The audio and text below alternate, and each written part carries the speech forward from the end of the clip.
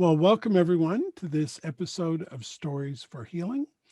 This is a series that's been running since the end of October, and we've had some really great stories from around the world for you all to listen to.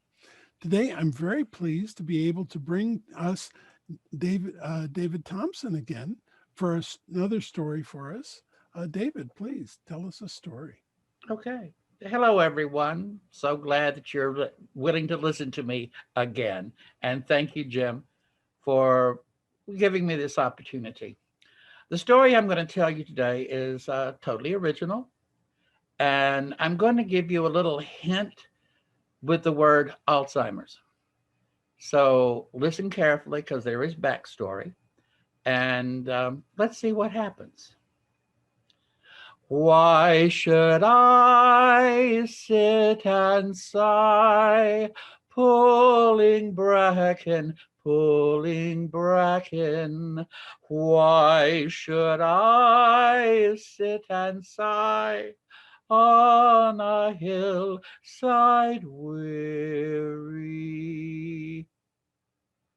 There once was a little village within a small valley surrounded by rather large hills, or we might say mountains. And in this village lived a young man. Let's call him Ian, for that's an easy name to remember. And Ian was a farmhand. Oh, he was a great farmhand. Very, very hard worker. And I tell you this, extremely handsome and muscular. And whenever he walked by the young ladies, they would, oh, oh. And whenever he would walk by the men, they would go, why does he have to look that way? Well, at least I have a girlfriend or a fiance. So that's how his life was. But my friends, the situation is he had no young lady to go walking out with, if you know what I mean.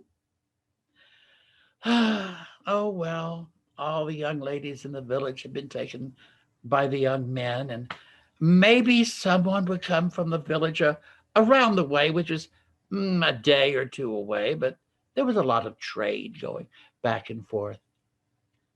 So Ian worked, and Ian did what he was supposed to do.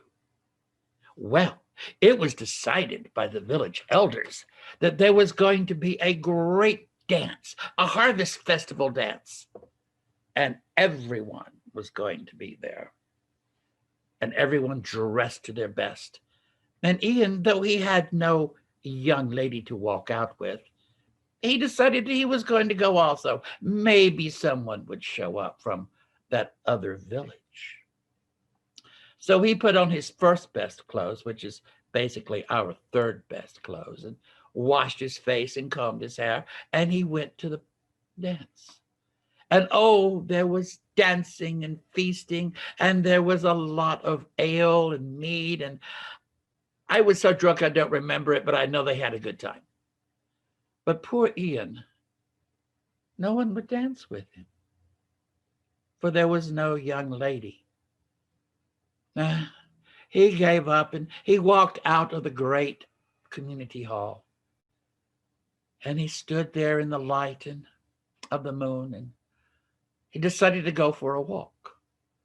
So he went for a walk, and he found himself beyond the village boundaries. And he turned left when he should have turned right. He went up when he should have gone down. And he went around when he should have gone straight.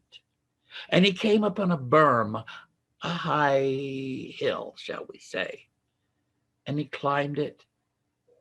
And at the top, he saw a beautiful lake like a mirror. And the moon was shining down, and it was reflected. And all was quiet. And Ian decided to sit on a large rock and just bemoan his singleness and his sadness. Oh, he did not notice, or we don't think he noticed, a beautiful white owl flying back and forth, and branching in the trees and flying back and forth. And finally, that owl appeared on the ground in front of him.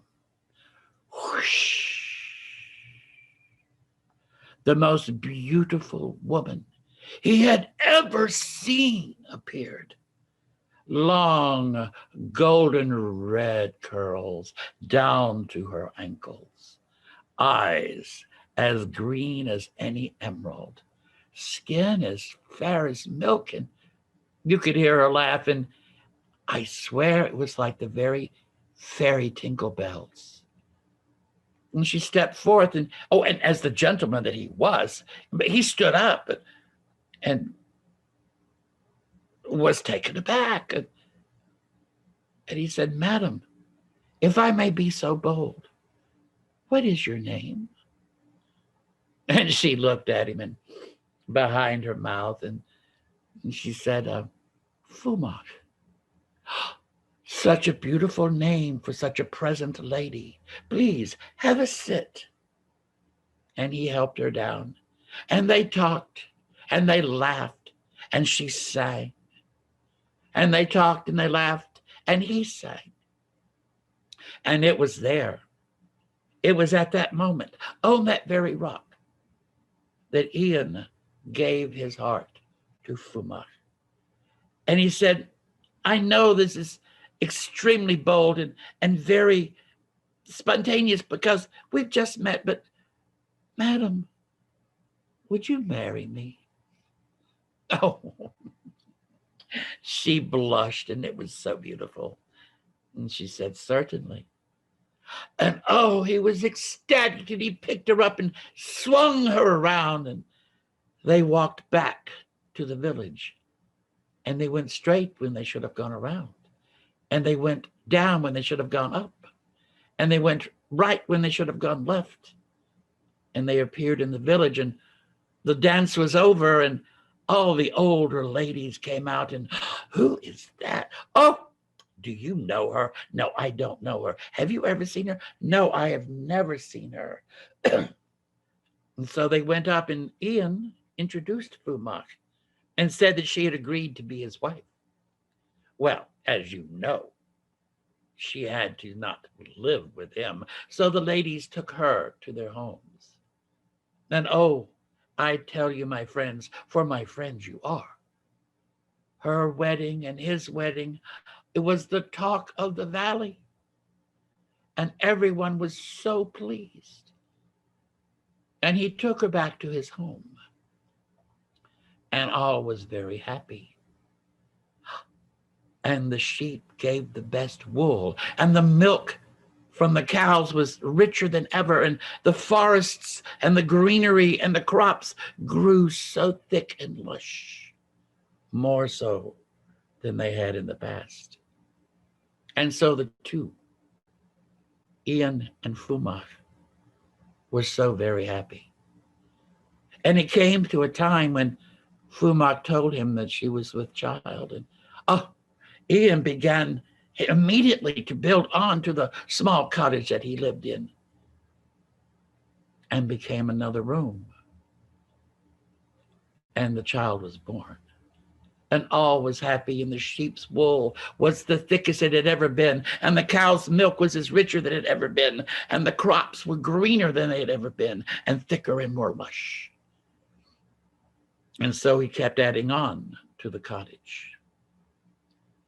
One night, 3 or 4 years after the child had been born, they were in bed asleep. And a great wind came down, used around their cottage, and it circled 3 times. You could hear the sound of horses' hooves, and there was banging and crashing and thrashing at the door. You would think the door hinges would have come off, and whoosh, in walked the king of Elfland, in all of his glory, in all of his awesomeness. And he said, "Where is my daughter? And where is that bastard Get you call your child?" And Ian said, "You cannot have her. You cannot have her." And the king of Elfland whooshed his head, and Ian was trapped against the wall. He could not move.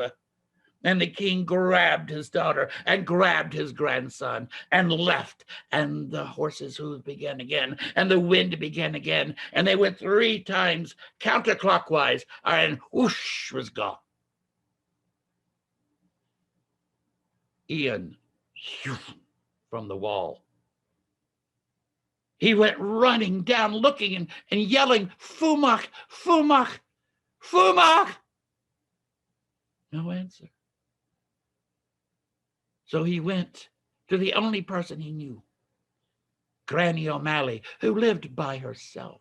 And he told her his story. And she said, you must go and get your daughter's child. And you must go get your child and the King of Elfland's daughter, who is your wife. Take my horse. That broken down neck, take my horse. Go. Ian went and he got on the horse, and that horse transformed into a magnificent steed. And off they went. And they went left when they should have gone right. They went down when they should have gone up. And they went around when they could have gone straight. And they came to a large barrow, a large hill with torches up front and a great brass door. And he waited in the bushes, hidden. What is he to do? And from deep, deep inside that barrow, he heard doo-doo, doo-doo, doo-doo, and the great brass door went open, and out flew the wild hunt, the King of Elfland leading it. And Ian, carefully, quietly, went up to the opening and looked in, and there was torches leading down, down, down. And he followed them ever so quietly, and he came to a cavern that was like another world with its own clouds and stars. And in the middle was a lake, and in the middle of the lake was an island, and in the middle of the island was a castle.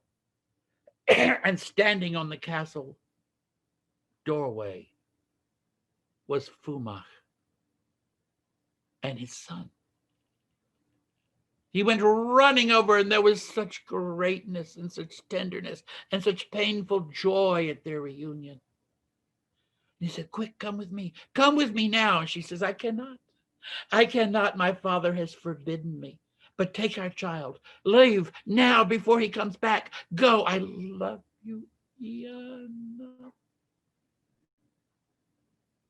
So Ian took his son back up the hill, back up the gangway, back up into the outside, over into the bushes, just in time. And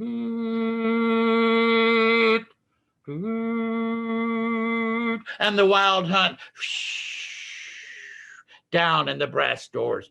And Ian put his son up on the horse, and he got himself up onto the horse, and they were going home when in the background you could hear, my grandson!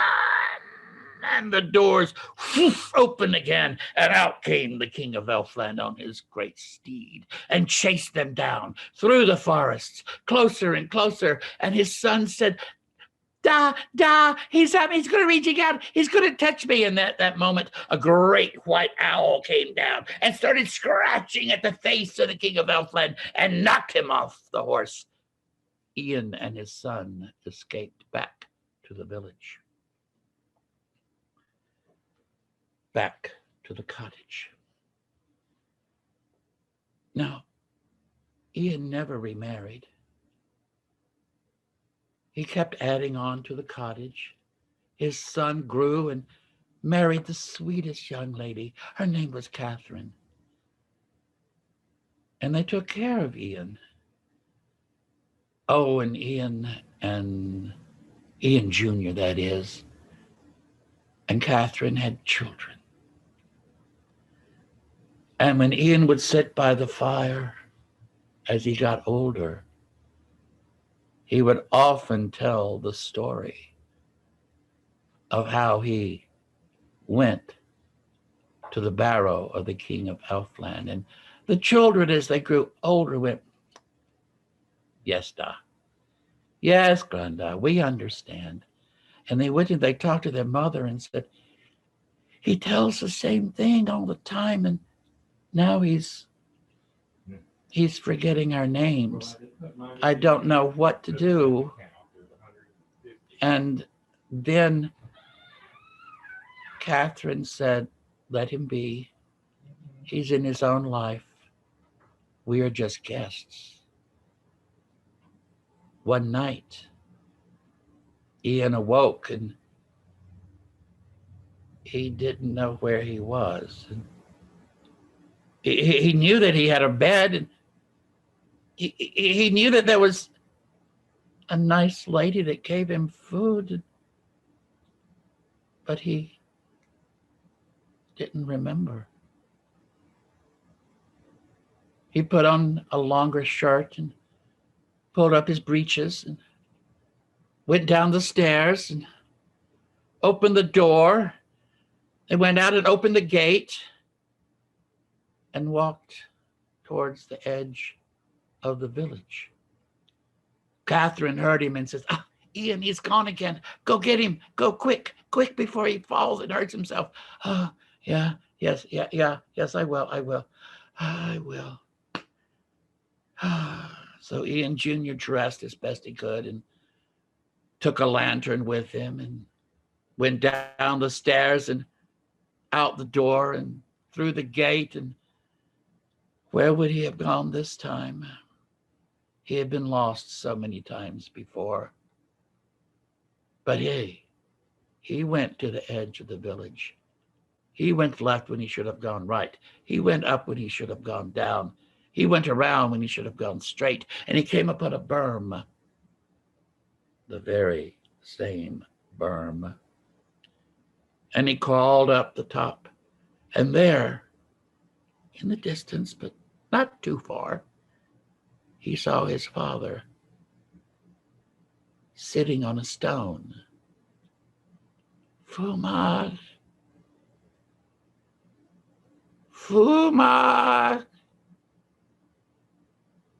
Fumar."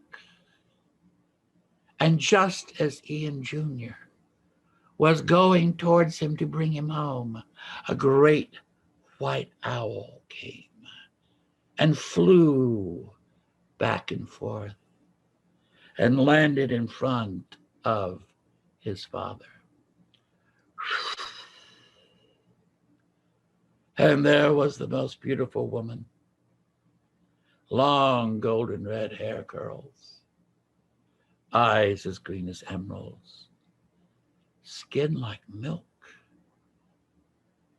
and a laugh like the tinkling fairy bells. And he saw his father look up and, "Oh, it's you." And she reached down and she helped the old man stand. And she pulled him and she kissed him, and he was young for a very brief moment. And they disappeared.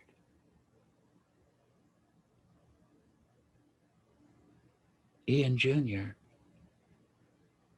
wiped his eyes, for his father had gone into his own world. And he went back to his cottage, and the pathway was straight. There was no left, there was no right, no up, no down, no twirling around.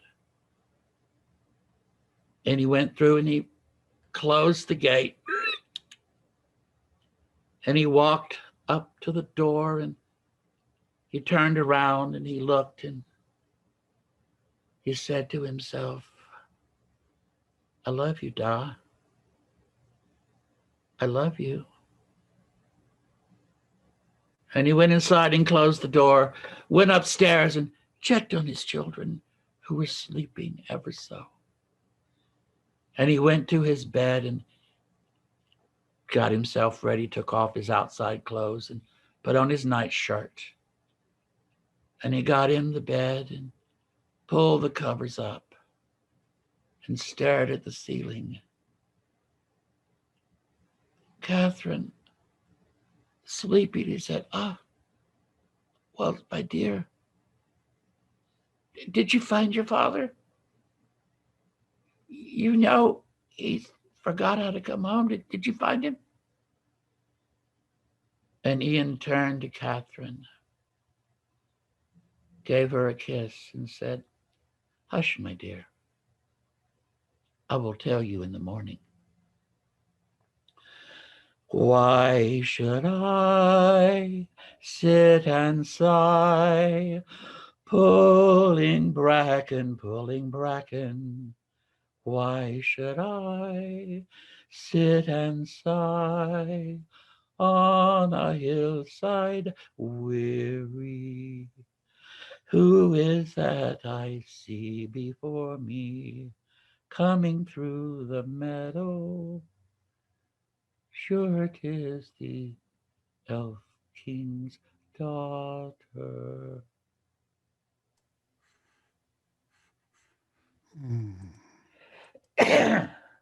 Oh, David, thank you so much. Oh, so much to learn from that story. May I share something? Please, please. As you know, as I said with the last story I told about death coming to the world, it was one of those instantaneous things. I was at a storytelling competition and they signed me up, you know. I said, okay, I'll do it. And this story came to me just like that also. Mm-hmm. And when I was telling it, the audience was out front, it was outside. Mm-hmm. And when I got to the point in the story when I said he woke up and he couldn't remember where he was and all that, an older couple in the front row, Mm-hmm. the wife reached over and grabbed her husband's hand. Oh, I almost lost it right there. Sure.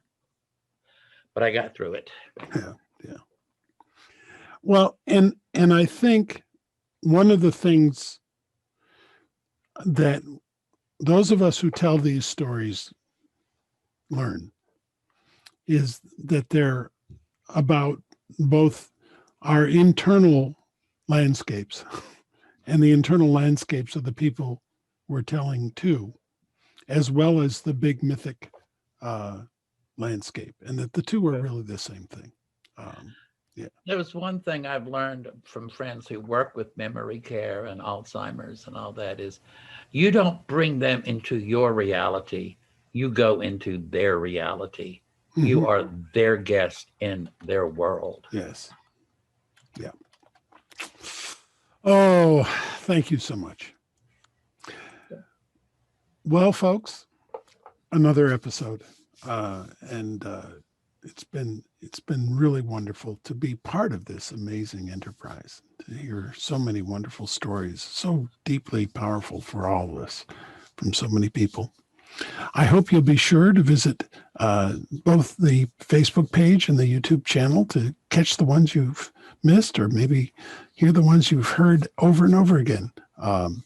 It's a real privilege to be able to help bring stories of healing to all of us. So thanks again. Bye-bye.